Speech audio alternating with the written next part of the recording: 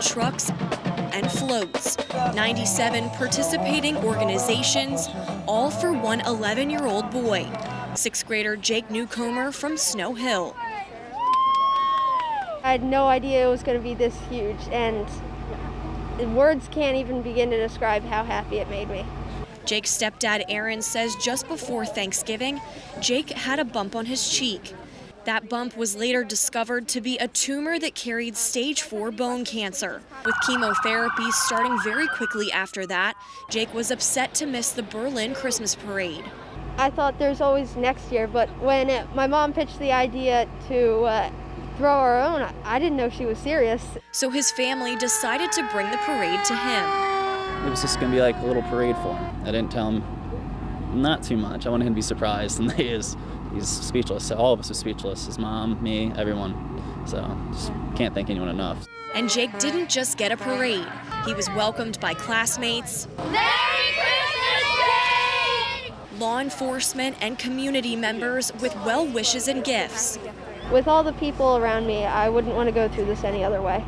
So he's a really positive kid. He's a really strong kid, and he's getting us through it. So he's staying positive. We're staying positive. Showing the spirit of giving this holiday season as the community rallies to make sure that this Christmas is one Jake will cherish forever. Now there's new hope for bay scallops, and it's happening here near Watts Bay on Virginia's eastern shore, not far from the launch pad at Wallops Island. Eli Nichols and his team from the Rappahannock Oyster Company are trying to grow scallops. They're pretty happy. You'll see the amount of flow and nutrients and oxygen that comes through here. The hope is the scallops will be served at Rappahannock restaurants in Virginia, D.C., Charleston, South Carolina, and even Los Angeles. For now, the company's mainstay are oysters, known as Old Salts. Here, recently harvested oysters are being sorted, but out on the water, it's the scallops that are getting attention today. You know, you only learn by trial and error in this kind of industry. It's a science. That's for sure. When it comes to cheer teams, you'd be hard-pressed to find one more determined than the Northeastern Storm Shooting Stars All-Star Cheer Team. This is a team with heart, energy, and an abundance of team spirit. They're my second family, and I love them to death. And they wouldn't miss this for the world. We come together on one night out of the week, which that's Thursdays from 6:30 p.m. until 7:30 p.m. They come to us with new ideas. They try new stretching at home. Coach Carly Vogue started this team 7 years ago.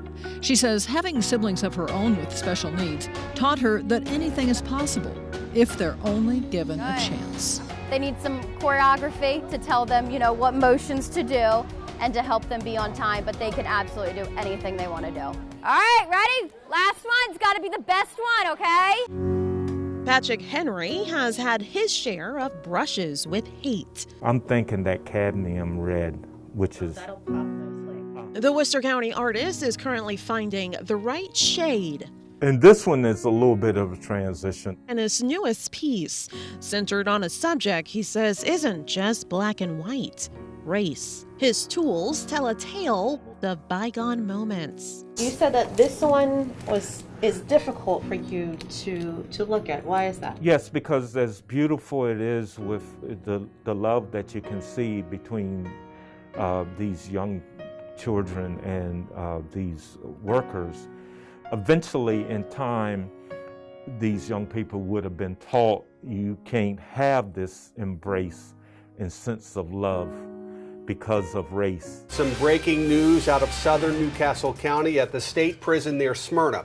Exactly what is going on inside the prison walls is unclear, but here's what we know at this point. This is happening as we look at a live picture from Chopper 16. This is the James T. Vaughn Correctional Center near Smyrna. Sources tell us the Department of Corrections Emergency Response Team, their SWAT team basically, has been activated and is on the scene. All right, my story is this. A 260-year-old historic mansion known as the Galloway House made an incredible journey in Maryland. Look at this.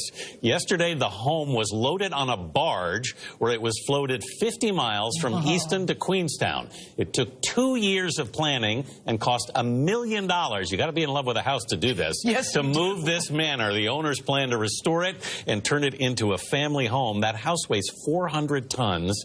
It was originally on a 600-acre farm, but that largely it had been sort of closed in by development, and the owner wanted to move it to a new place. But before they even could get it to the water, they had to move it through town, which they did in the early hours of the morning, very slowly. It took like a whole week just to get it to the water. Anthony, you got to really love your house. Yeah. And a lot of us But do. it's just a really stunning image. It is nice. This will be the largest plane ever to land here at this runway in Salisbury. So as we're watching with you here, he's getting closer to the ground. Hopefully we see those Trump letters on the side of the plane any moment. Obviously we're watching along with you as this plane makes its departure, and obviously not departure, as it makes its landing here into Salisbury.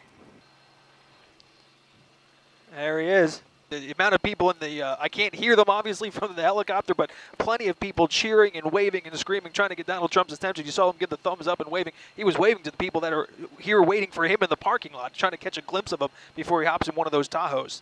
Yeah, Steve, we just want to give you an idea of exactly what is going on here. We just actually finished up with a press conference here. I can tell you from the media standpoint, it is just chaos right now.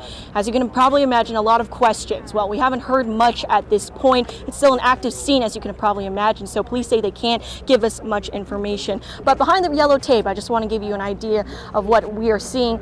We do see a lot of police officers, police authorities standing in a crowd, some on their phones, some talking amongst themselves. It seems like the situation has been handled. Again, we don't have a lot of information. That is just something that I can tell from here. We do know from this press conference that there is also a Lord & Taylor here at the Annapolis Mall where they are searching for families to reunite anybody who has been lost in all this chaos. We do know one SU student was in the area when all of this happened, and we did learn later on through a tweet that he ended up being okay. He was not involved in this situation.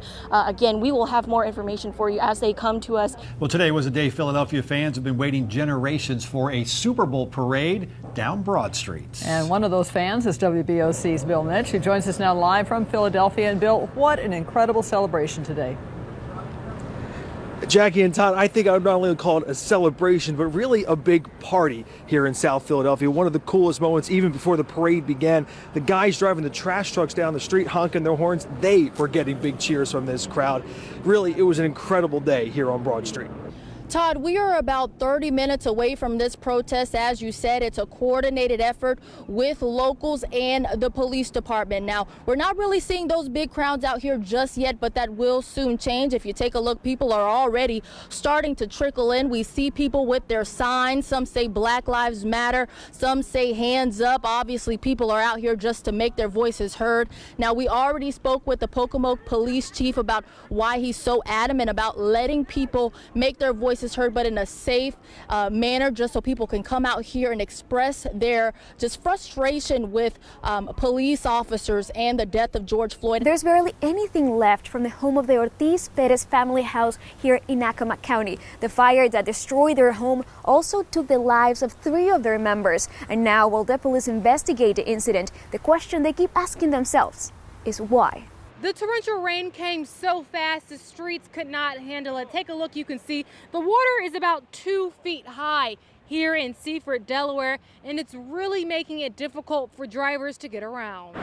This curve right here is one of the main reasons they're closing the bridge that leads up to the Salisbury bypass. Now, State Highway says they would love to keep these lanes open, but with these cars flying by around this curve, they say it's simply too unsafe to do so. We're going to get right to it. The winner of the 2019 White Marlin Open is this gentleman right here.